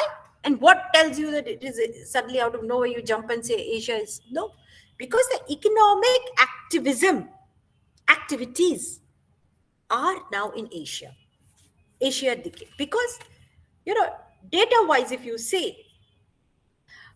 in terms of nominal GDP, Asia accounts for 34%. It accounts for 34%. Whereas America accounts for, I'm saying North America, I'm not saying Americas, North America, the Canada accounts for about, say, roughly 28-29%. And say around 20 to 23%. These are the rough statistics I am placing. Now, in this, it is also understood in Asia, needless to say, that the two major economies are India and China. And in terms of purchasing power parity, if you take GDP, India and China are doing fairly well. They have done fairly well. অর্থাৎ তারা বেশ ভালোই করেছে তাদের। এবং এখানে যে একটু মাথায় রাখতে হবে আপনাদেরকে, I'll be happy to clarify it later required, যে ডেটা বলছে একটা সময় ছিল immediately after globalization till the 21st century, in fact 21st century ও একটু ভেতরে চলে যাই, little more into 21st century, till 2008 or the financial crisis, India and China's growth rates were very good and they were doing pretty close, an average of 6 or 7%, 7 to 8% in the case of China. But what was happening is, in terms of social indicators and benefits of this marvelous growth, the economic dividends, in terms of that, China was doing better. Whereas the inequality in India between the rich and the poor, the problem, the reasons why China is facing, the challenge that China is facing now of inequality is something that India started facing before, whereas China was doing much better. And over the period of time, in terms of social indicators and performances, China started doing better. But we all know we faced the COVID, so everybody is having their share of problems. It is predicted that India and China are going to do fairly well in the post-COVID situation. So what I'm trying to say, যেটা আমি বলার চেষ্টা করছি, ভারত এবং চীনের এশিয়াতে যে অবস্থান আছে, সেই অবস্থানটা কিন্তু আপেক্ষিকভাবে ভালো, সুবিধামূলক, এবং যার জন্য ভারত এবং চীনের যে সমীকরণ, এটা উত্তরার, এটা অন্য দিকে। আমি এটাতে একটুখানি শেষের দিকে হয়তো বলার চেষ্টা করবো, অনেক দিক আছে, সব দিক হয়তো আমি ছুঁতেও পারবো না। হ্যাঁ, এবং এটাও মাথায় রাখতে হবে যে ভারত যত এগিয়ে যাবে, যত ভৌগোলিকভাবে এগোবে এবং অর্থনৈতিকভাবে তার প্রসার ঘটছে এবং ঘটবে, the goal of Indian foreign policy slightly changed. Slightly, I'm not saying largely, slightly changed. That now India can imagine to be a major player or an important state or an important international actor in the international affairs. This was not so much. I mentioned that India would try to give leadership. She leadership ta kintu global chilo na. That was not a global leadership. It was because of the Afro-Asian countries. We all know about that. But now India's activism and dynamism, as we see it, is now expanding. So therefore India can imagine, or is trying to imagine, that it has the potential to become an important country across the international community. And we all know that we are all brouhaha about G20 presidency. But as I said, the world is much more complicated. And I will just now come to the last phase. Bear me out for another 5-10 minutes maximum. What is now, I think, because the world, and I have gone through statistics and data, it seems that the world of the 21st century, the world that we live in, is far more dangerous, is far more conflict prone, is far more uncertain than what it was even, in the Cold War days. In fact, from 1990 to 2000, you would not hear, you would have conflicts. We did have conflicts in the 90s, but in the 2000s, early 2000s, we did not have outburst of conflicts. But come into the second decade of the 21st century, especially from 2000 to 2014, this part of we see many complications all over the world, from ethnic fighting, and especially if you look at the West Asia, or what the Americans call Middle East. You see the rise of non-state actors. You see, fundamentalism of its worst kind coming up, inhuman fundamentalism coming up. You have pariah states, you have failed states, and you have non-state threats multiplying, proliferating. And now we have gone into 2 decades of COVID, and we know that how non-traditional security threats, non-traditional security challenges, is going to get very and very more and more difficult, more and more complicated. And India has to completely negotiate with these issues. Herein comes 2 things, I think, which I should keep it in mind, is that there are, as I said, there are certain standard challenges that India has to live with because of its geography. Immediate neighborhood. Okay? The immediate neighborhood. And that immediate neighborhood consists of 2 major challenges. I'm not talking about the smaller challenges. Okay? I'm talking about the major challenges. 2 major challenges is China is a challenge. And as I said, China's relationship with India is extremely unique. We can have a completely separate talk on that. But I stick to my point that it is completely unique because there are 2 large economies living by each other. There are 2 competing economies living by each other, 2 large civilizations living by each other. And also, as I said, in the Asian context, the 2, driving forces are living next to each other. So it is very unique. And I say with a sense of responsibility that the Anglo-American order does not understand this dynamics.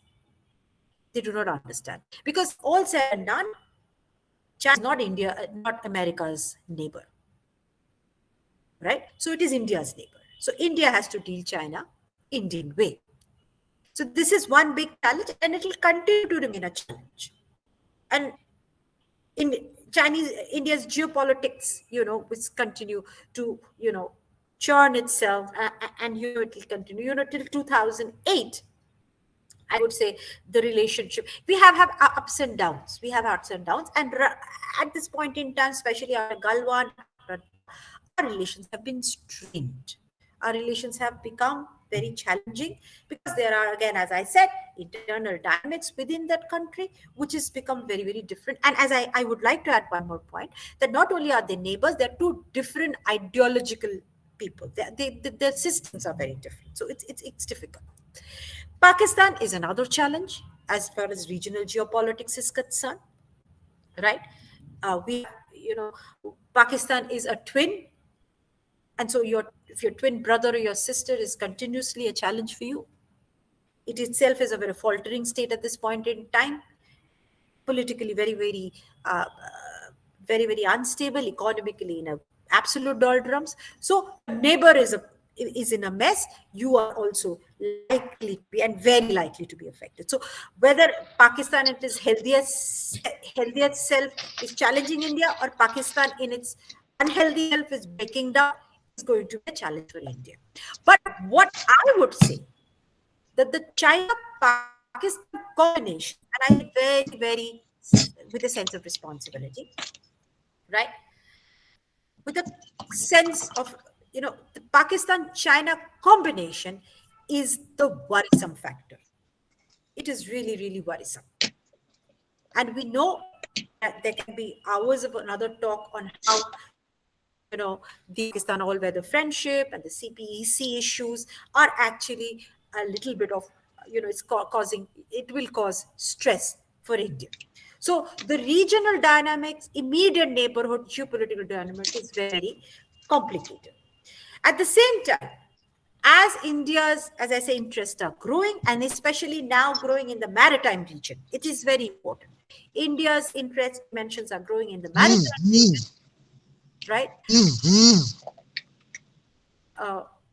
So as it continues in the maritime region, what will happen? You will have, what is happening in the Pacific waters, what is happening in South China Sea are also concerns for India, because India wants to do economic activity. India needs access to the sea lanes. And over there, if there are issues, there are complications, there are, countries like China who are claiming parts of the seas and not very comfortable with anyone venturing there. It may not directly threat India, but it definitely, as I said, the more and more India becomes expanding as I said, your geopolitics is still more bounded within your neighborhood, but your geo-economic interests are expanding, and therefore more and more challenges you're going to encounter. At the same time, I'm now going to just rush through, because I think I've spoken more than I'm slotted to speak for. You have, other challenges coming up in terms of larger global value chains. How can India adjust to global value chains?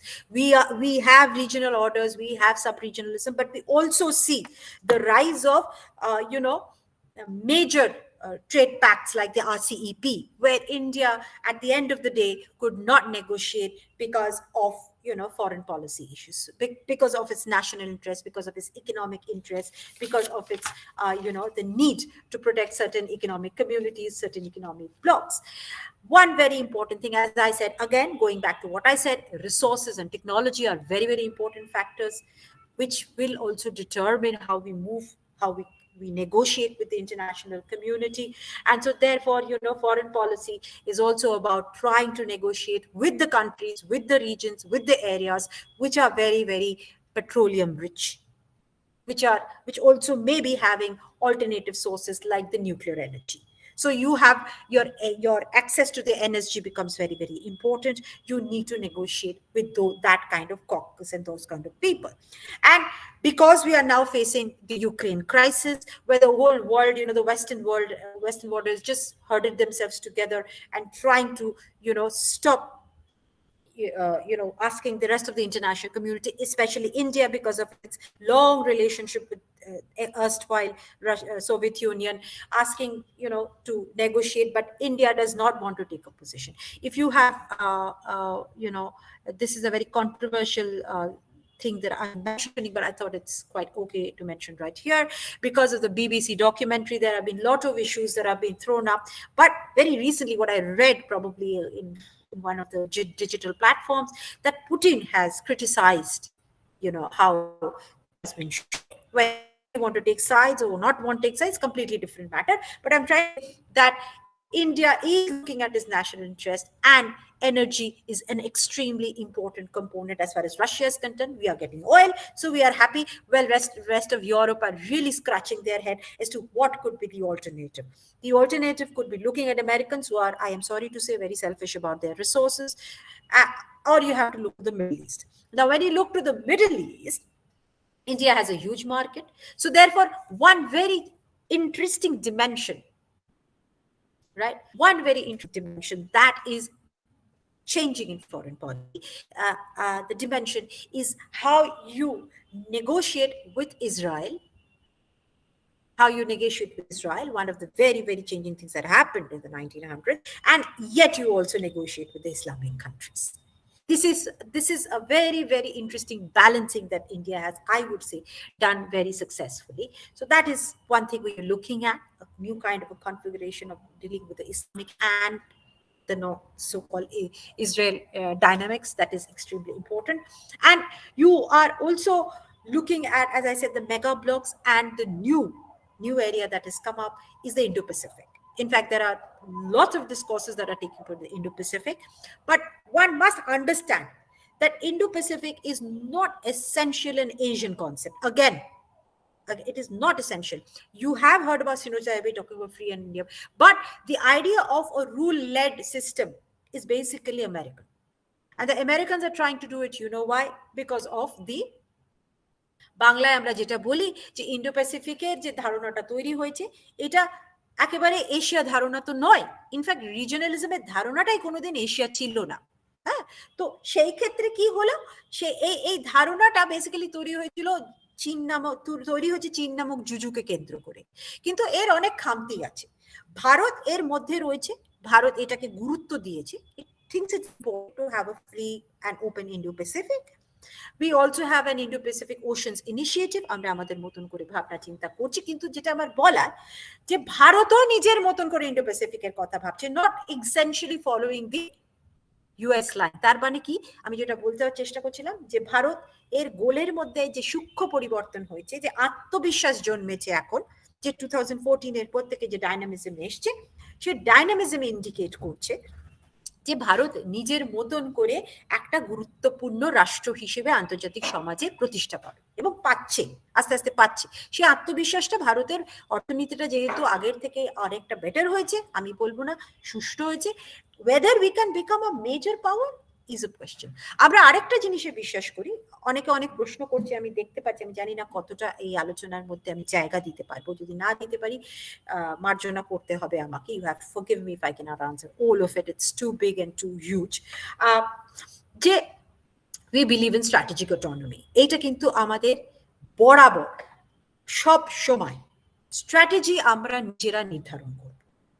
আমরা কোনোদিন কোনো military অ্যালায়েন্সে ঢুকিনি, অর্থাৎ আমরা সেইভাবে সামরিক জোটের কোনো শরিক কখনো হইনি, আজ অব্দি হইনি, হতে চাইও না। সো আমরা যদিও বা we are now seen in these kind of pacts, we are seen in this kind of arrangements in the Quad, we are also the ASEAN task mechanisms, things are there. We want to be seen multilaterally, we want to be seen visible as an emerging country, but we definitely would like to keep our strategic autonomy close to our heart. এটার বিষয়, অর্থাৎ কৌশলগত যে সত্তা আমাদের আছে, সেই সত্তাটা আমরা কিছুতেই কোনো মতে, এবং এটা কিন্তু অ্যাক্রস, আমি বললাম ফরেন পলিসির বড় বড় জায়গাতে কোনো রকমের পরিবর্তন নেই। আমরা অর্থনৈতিকভাবে সাবলীল থাকতে চাইছি, এবং আমরা আমাদের কৌশলগত রাজনৈতিক সিদ্ধান্ত নেবার সত্তাটাকেও আমরা স্বাধীন রাখতে চাইছি। কাজে সেই অর্থে আমাদের গোলস কিন্তু অটুট রয়েছে, আমাদের গোলসের মধ্যে কিন্তু ধারাবাহিকতা রয়েছে, মৌলিক জায়গাগুলো কিন্তু আমরা, আমি বলবো মত, দল, প্রশাসন নির্বিশেষে কিন্তু তার কোনো রকমের চেঞ্জ হয়নি। We believe in strategic economy.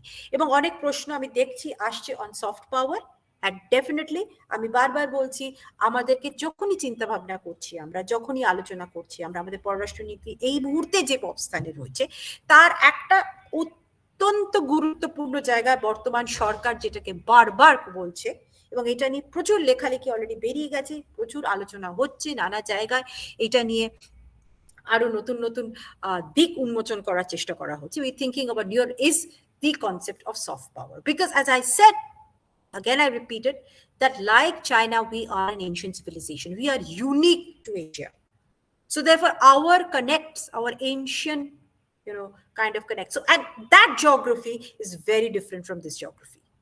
Shay geography of the ancient connect is very different, that geopolitical geo-economical outlay is very different. In fact, আমি যেটা কন্টেন্ট করেছি প্রথমে, our history have warped kind of a morphed look. আমরা সব সময় ভারতকে এমন একটা রাষ্ট্র হিসেবে দেখছি যেখানে in a way that India has been always battered up. Okay, it has been ratted up, but you must understand that India have had a larger globalized role much before the British came. We were a trading community, we were a cultural race. As mentioned with the Cholas, they have They have gone to Southeast Asia. You see the imprints in Southeast Asia. You see the imprints in West. You see the imprints in Central Asia, culture, religion. So yes, culture is become a very, very critical element, and it is a part of history that you draw from at present time in foreign policy.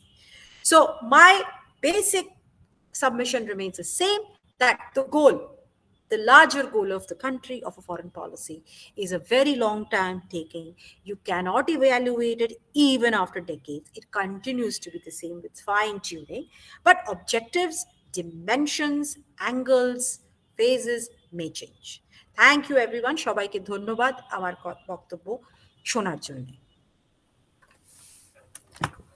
ঈশানীদি শোনা যাচ্ছে? আমি কৌশিক কথা বলছি। হ্যাঁ হ্যাঁ, একদম শোনা যাচ্ছে। Thank you, Ishanidi. Thanks a lot. What should I say? In the true sense of the term, we are really grateful. Thank you. We have been enriched by your speech and our gratitude. Thank you. Nothing else. And thank you for your all the points that you have mentioned. And we are grateful, Ishanidi, for this in-depth and thought-provoking analysis of your topic. Thank you. Thanks a lot. Now the floor is open, so we can take questions.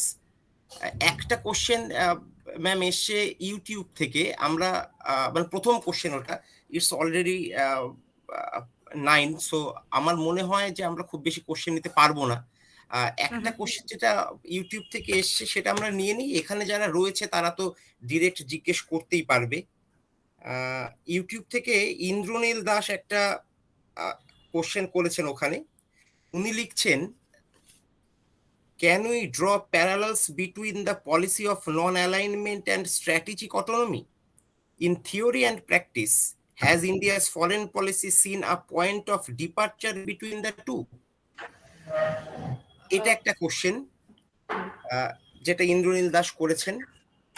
আমাকে একটুখানি আরেকবার প্রশ্নটা কৌশিক যদি বলেন, আমি একটুখানি কেটে গেছিল, কাটা কাটা হয়ে গেছিল। Ma'am, can we draw parallels between the policy of non alignment and strategic autonomy ঠিক আছে। In theory and practice has India's foreign policy seen a point of departure between the two? এটা একটা কোশ্চেন, যেহেতু উনি direct question করতে পারবেন না, তাই এটা আমি বলে দিলাম। আদারওয়াইজ এখানে যারা চ্যাট বক্সে who have written their questions, they can ask ma'am directly. যারা এখানে লিখেছেন তারা সরাসরি ম্যামকে কোশ্চেন করতে পারেন। ম্যাম, আমার মনে হয় আমরা ম্যাক্সিমাম গোটা দুয়েক কোশ্চেন নিই, কারণ তারপরে উত্তর দেওয়ার একটা ব্যাপার রয়েছে। ফলত ঠিক আছে, আমার কোনো আপত্তি নেই। আমি চ্যাট বক্সে অনেক কটা প্রশ্ন দেখতে পাচ্ছি, আমি মার্জনা চাইতে বাধ্য হব যে আমি সব কটা উত্তর হয়তো দিয়ে উঠতে পারবো না, কারণ সময়ের অভাব, এবং সঞ্চালকরা মনে করছেন যে অনেকটাই সময় হয়তো আমি নিয়ে নিয়েছি। কিন্তু মানে একেবারেই সেটা নয়, কিন্তু মানে না, এটা একদমই ন্যায্য যে এতগুলি প্রশ্ন উত্তর দেওয়ার। ইনফ্যাক্ট এক একটা প্রশ্ন এমন যে আমার আলাদা করে কিছু বলতে হবে।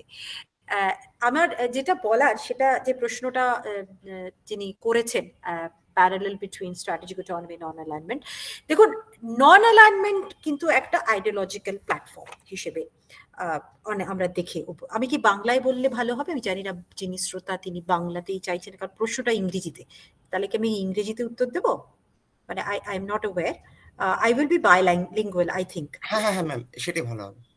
So the question that has been put to me is whether we can draw parallels between strategic autonomy and non-alignment.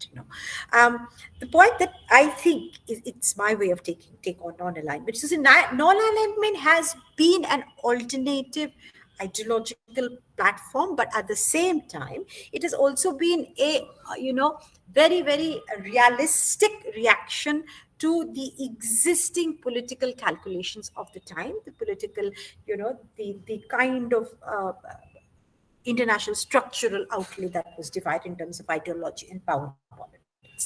So non-alignment has been basically the driving force as an ideological force with an idea. See, the point is that many people may not cater to non-aligned. Many people may not like Nehru's way of moving things, but whenever you start foreign policy of India, you just cannot leave away foreign, non-alignment. And one within the larger rubric of non-alignment, non-alignmenটের বৃহত্তর যে চত্বর আছে, সেই চত্বরটার একটা বড় জায়গা কিন্তু strategic autonomy, সেটা কিন্তু একটা বড় জায়গা ধরে বসে আছে. So the strategic autonomy, you can say non-alignment has helped India given the kind of situation. And you must also understand that how do you see strategic autonomy? When if you see strategic autonomy during the immediate pre-independence period, India's strategic autonomy, the question of strategizing and the question of, military or even trying to have a very indelible kind of an imprint on international politics was very, very limited.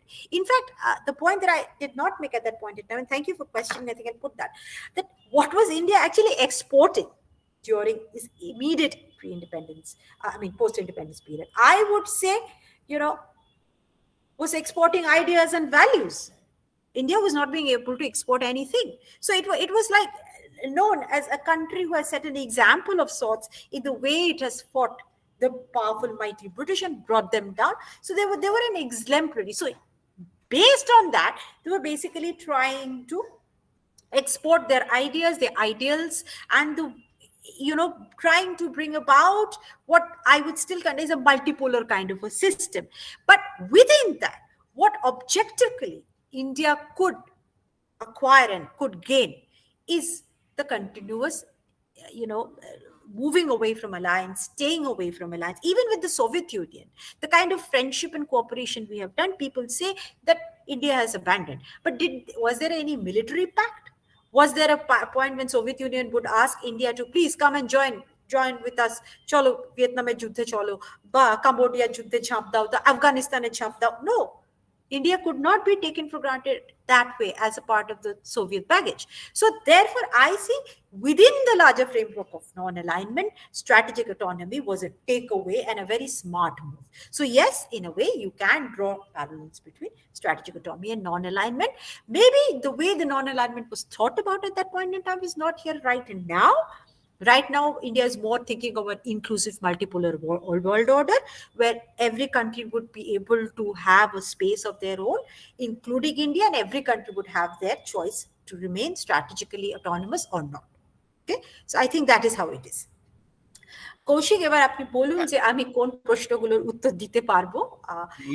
এইটা আপনি নির্বাচন করেন, আমি কাকে উত্তর দেবো কাকে উত্তর দেব না, এইটা আমার পক্ষে ঠিক অ্যাকচুয়ালি ওইভাবে করাটা, একজন কেউ আমাকে সফট পাওয়ার একজন জিজ্ঞাসা করেছিলেন, সেইটা আমি আমার মতন করে খুব সংক্ষিপ্তভাবে উত্তর দিতে পেয়েছিল। আপনি বলুন। ম্যাম, কোশ্চেনগুলো যে অর্ডারে এসছে আমরা সেই অর্ডার থেকেই বেছে নিচ্ছি।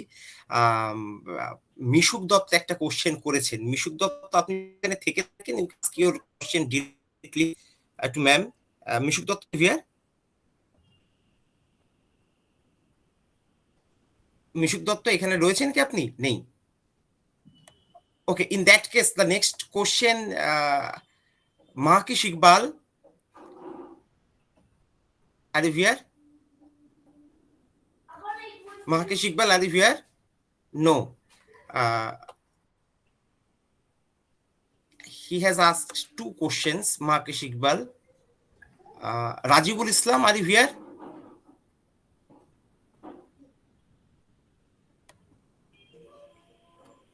Rajibul Islam.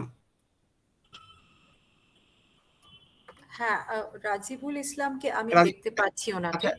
রাজিবুল ইসলাম, আপনি আপনার কোশ্চেনটা সরাসরি ম্যামকে জিজ্ঞেস করতে পারেন। Thank you so much for wonderful lecture.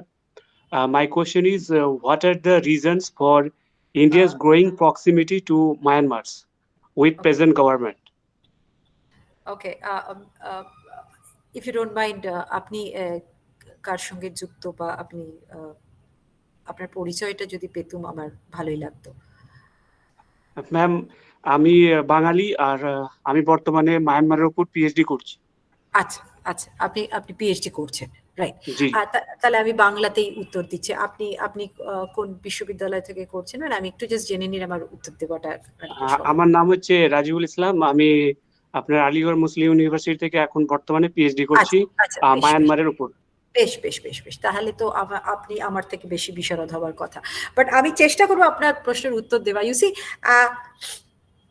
growing proximity, this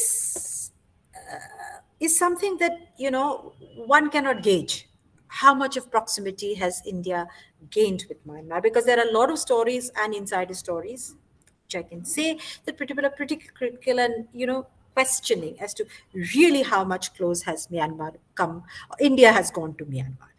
The history and the story you already know why we stopped our connect with Myanmar. We stopped having relationship, particularly after 8888. What happened? The uprising and the coming in 1990, the coming to power of the junta government. But over a period of time, we realized there were two reasons, I would say, and these reasons fall in place.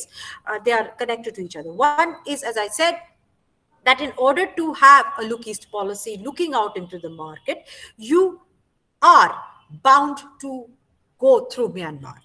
Without going, you have connectivity, which is part of LEP2.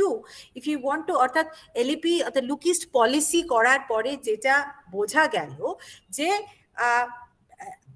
এই অঞ্চলটার সঙ্গে, দক্ষিণ পূর্ব এশিয়ার সঙ্গে সম্পর্ক স্থাপন করতে হলে তাদের সঙ্গে প্রাতিষ্ঠানিকভাবে এবং ব্যবসায়িকভাবে দ্বিপাক্ষিক সম্পর্ক স্থাপন করতে হবার প্রথম শর্ত, প্রথম প্রাক প্রয়োজন হচ্ছে যে মিয়ানমারের সঙ্গে যোগাযোগ স্থাপন করতেই হবে, কারণ Myanmar geographically is a part of the subcontinent.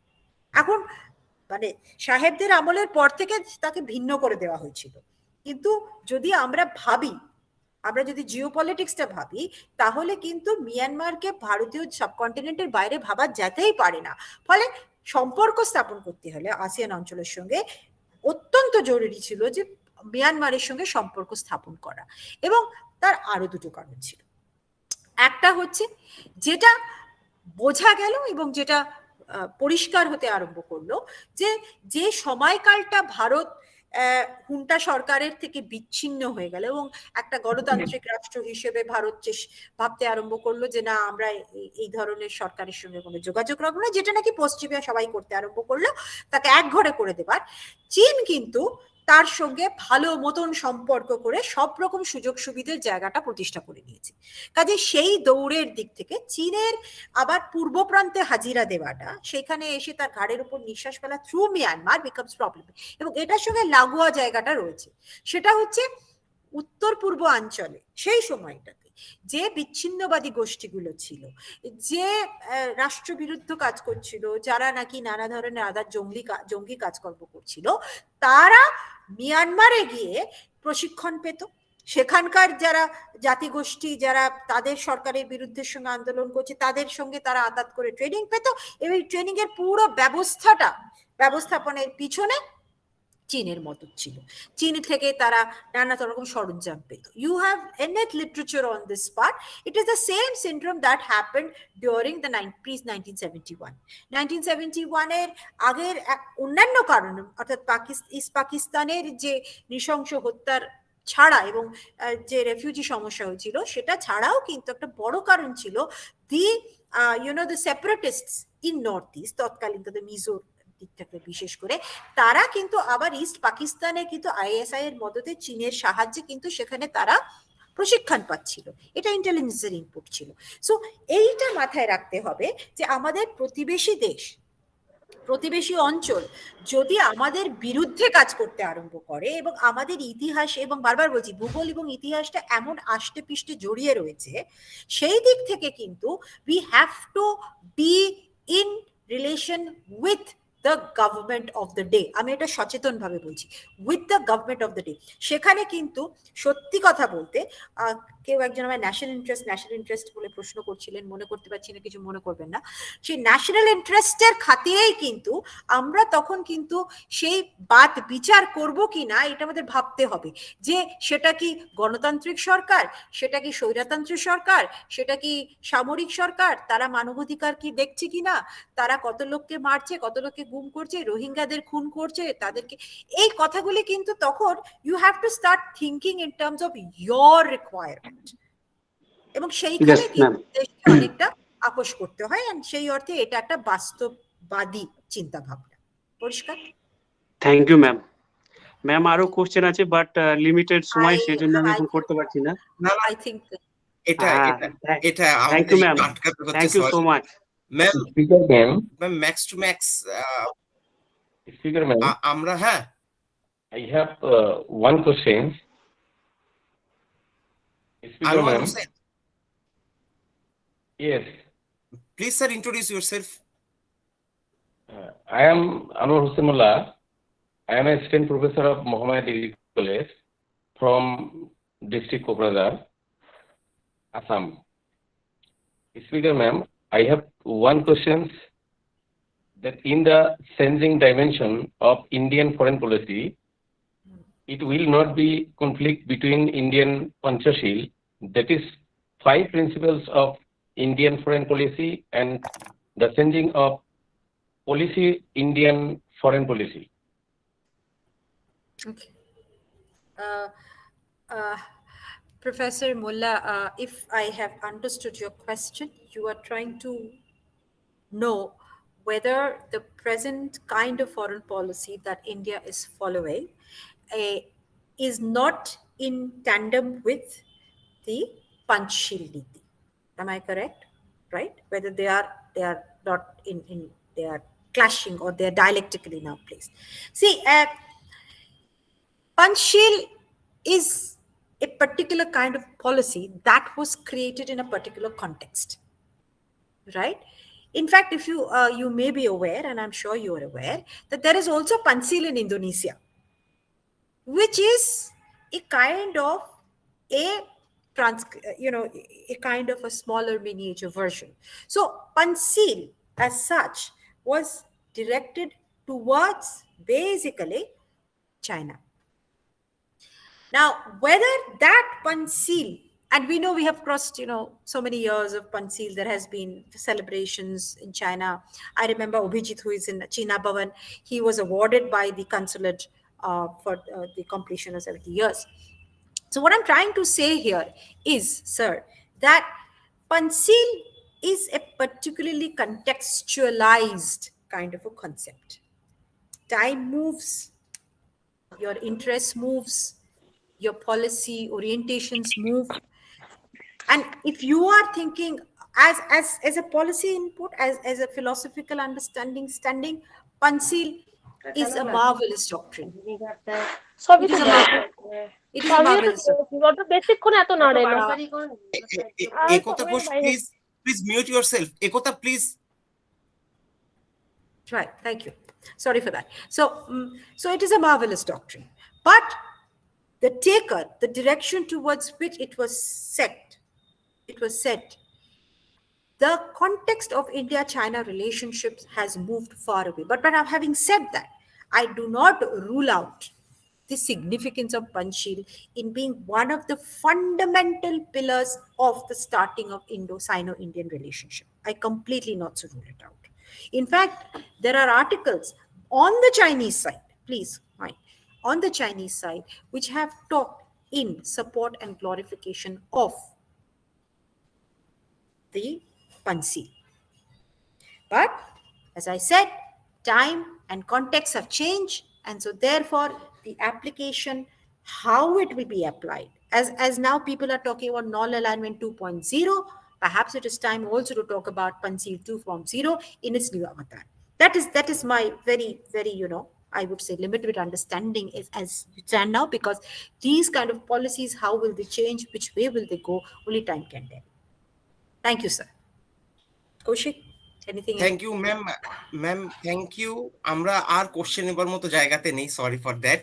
Sorry, মানে I'm যারা sorry. অন্যান্য যারা কোশ্চেন করে রেখেছেন তাদের কাছে ক্ষমা চেয়ে নিচ্ছি, মার্জনা করবেন। As time is running out, so we are not in a position to take any questions. So ma'am, please, ma'am, thank you once again. We would like to express our thank and gratitude. এটা আপনাকে শোনাটা সবসময় সৌভাগ্যের ব্যাপার। এখানে এখানে এটা তো আমাদের ১০০ পেরিয়ে গেছে, ম্যাক্সিমাম ক্যাপাসিটি এটা রিচ করেছে। আমাদের ইউটিউবে প্রচুর আজকে শ্রোতা আপনাকে শুনেছেন। আমরা প্রত্যেকে একসাথে ঋদ্ধ হয়েছি। আপনাকে সেজন্য আন্তরিকভাবে ধন্যবাদ এবং কৃতজ্ঞতা। We are really grateful to all participants. Thank you all. আমরা আমাদের আপনারা যারা এখানে উপস্থিত রয়েছেন তাদের ইনফরমেশনের জন্য এটুকু জানিয়ে রাখি, ম্যাম কিন্তু আমাদের ওয়েস্ট বেঙ্গল পলিটিক্যাল সায়েন্স অ্যাসোসিয়েশনের একজন ভাইস প্রেসিডেন্টও বটে, এবং উনি খুব অ্যাক্টিভলি আমাদের মানে ম্যামের নিজের অ্যাসোসিয়েশন, সেই জায়গা থেকে উনি ওনার নিজের এই টক সবটা মিলিয়ে আজকে এটা একটা ওয়ান্ডারফুল এক্সপিরিয়েন্স এবং সুন্দর একটা আমরা লাস্ট ১-১.৫ ঘন্টা ধরে ম্যাম যে ধৈর্যের পরিচয় দিয়েছেন, বিশেষত কোশ্চেন অ্যান্সার সেশনে, সবটা মিলিয়ে ম্যামকে ধন্যবাদ জানাচ্ছি আবারও। এটা একটা রেয়ার ইনসিডেন্ট আমার মনে হয়েছে। সবটা মিলিয়ে উপস্থিতির সংখ্যা, ইউটিউব এবং জিমিট লিঙ্কে সবটা মিলিয়েই আমরা আমাদের প্রেসিডেন্টকে ধন্যবাদ জানাচ্ছি, সম্পাদককে ধন্যবাদ জানাচ্ছি, এক্সিকিউটিভ বডির তরফে যারা এখানে উপস্থিত রয়েছেন, অধ্যাপক জিতেন্দ্র সাহুকে আমি দেখতে পাচ্ছি, আমি তাকে আলাদা করে ধন্যবাদ জানাচ্ছি। পুরো ব্যবস্থাটা অর্গানাইজ করার প্রশ্নে রনিত মুখার্জি এবং প্রফেসর দেবাশিস সরকার, দুজনকে আলাদা করে ধন্যবাদ না জানালেই নয়। ফিডব্যাক লিঙ্ক দেবাশিস যদি একটু দিয়ে দাও, আপনারা যারা এখানে উপস্থিত রয়েছেন ফিডব্যাক লিঙ্ক পেয়ে যাবেন, বা দেবাশিস বোধ এতক্ষণ দিয়েছে। আপনাদের সবাইকে ধন্যবাদ। অনেকটা রাত হয়ে গেছে ম্যাম, অনেক ধন্যবাদ আপনাকে প্রায় ২ ঘন্টা ধরে আমাদের সাথে থাকার জন্য, বলার জন্য। আমি মার্জনা চাইছি যে আমি সবাইকে উত্তর দিতে পারলুম না, কিন্তু যদি কোনো উপায় থাকে, মানে যারা প্রশ্ন করেছেন যদি কোনো উপায় থাকে, কৌশিক বা আয়োজকরা যদি কোনোভাবে সেটা আমার কাছে পৌঁছে দিতে চায়, দিলে আমি কিন্তু আমার সাধ্যমতো উত্তর দেবার বা উত্তর লিখে দেবার বা কিছু একটা আমি করার চেষ্টা করব। আমি যাদের উত্তর দিতে চাইলে পারলুম না, আমার মন খারাপ। আমি জয়িতাদিকে দেখলাম চ্যাট বক্সে আছেন। জয়িতাদি, আমার টক শোনার জন্য অসংখ্য ধন্যবাদ। আমি জানি না তুমি আছো কিনা এখনো, তোমার কিছু প্রশ্ন ছিল, তুমি পরে প্লিজ এসে আমার সঙ্গে আলোচনা করো। খুব ভালো লেগেছে এবং I really enjoyed your talk and thank you very much. I'm very pleasantly surprised that you are in this talk, and I'll be very happy if you come over and we can have a cup of tea and talk. We can come to you know where I am. এবং on behalf of the association, জয়িতাদি আমি ধন্যবাদ জানাচ্ছি আলাদা করে। Thank you, Kaushik. Well done. The association has done a wonderful job, and অপূর্বদাকেও অনেক ধন্যবাদ, সবাইকে ঠিক সময় লিংক পাঠিয়ে দিয়েছেন। And Ishani, you kept people hooked to the talk for such a long time. Thank you very much. Great credit. Thank you very much. All right, good night. সবাই ভালো থাকবেন। আর কৌশিক, ধন্যবাদ, অসংখ্য ধন্যবাদ। Thank you very much. আপনাকেও দিদি। Good night. Good night. আমরা আমাদের অনুষ্ঠান শেষ করছি। আপনারা ফিডব্যাক লিংকটা কাইন্ডলি ফিল আপ করে দেবেন। স্যার ফিডব্যাক লিংকটা আরেকবার দেবেন ইয়ে মেসেজ বক্সে। আমি মাঝখানে একবার বেরিয়ে গেছিলাম আর কি নেটওয়ার্কের জন্য। দেবাশিস, প্রফেসর দেবাশিস সরকার, আচ্ছা একটু আমি ওটা দিয়ে দেওয়ার ব্যবস্থা করছি। ওকে স্যার, ওকে।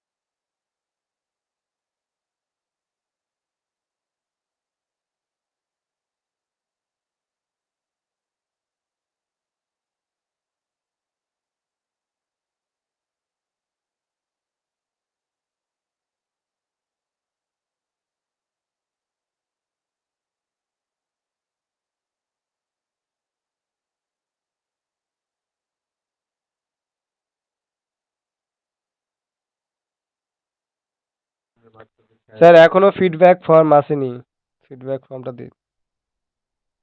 আর 30 সেকেন্ডের মধ্যে দিচ্ছি, 30 সেকেন্ড।